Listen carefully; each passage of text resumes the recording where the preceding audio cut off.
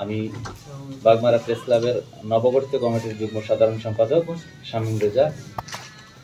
তো আজকে উপজেলা আইন শৃঙ্খলা কমিটির মাঠ সভায় অনুষ্ঠানের সভাপতি সহ যে সকল দপ্তরের প্রধান এবং জনপ্রতিনিধিগণ রয়েছেন তাদের সবাইকে জানাচ্ছি আন্তরিক শুভেচ্ছা।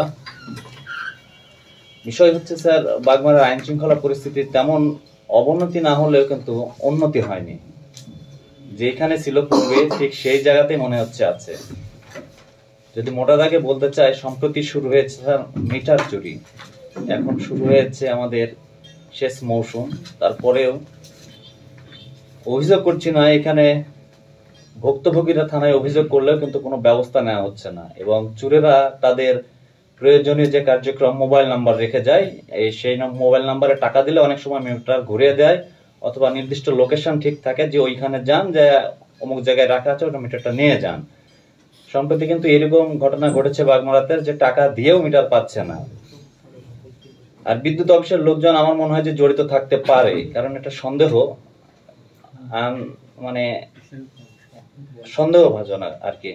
কারণ প্রশিক্ষিত লোক ছাড়া চলন্ত লাইনে উঠে ট্রান্সফরমার চুরি করা এবং সেগুলোকে তাদের আয়ত্তে নিয়ে চলে যাওয়া, এমনকি বাজারে বিক্রি হলে সেখানে ধরাও খায় না, তাহলে ওরা যায় কোথায়? নিশ্চিত প্রশিক্ষিত লোক আছে, তারা গোপনে সেগুলো আবার পুনরায় কাজে লাগাতে পারে।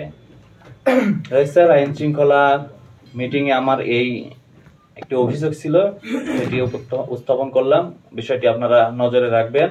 আর থানার কর্তৃপক্ষ কেউ থাকলে হয়তো বিষয়টা ভালো হতো, কারণ থানাতে অভিযোগ করলেও তারা কোনো ব্যবস্থা নিচ্ছে না। যেহেতু তারা চোরেরা ফোন নাম্বার দিয়ে যায়, সে জায়গায় যদি ট্র্যাকিং করে তাদেরকে শনাক্ত করার কোনো ব্যবস্থা থাকতো।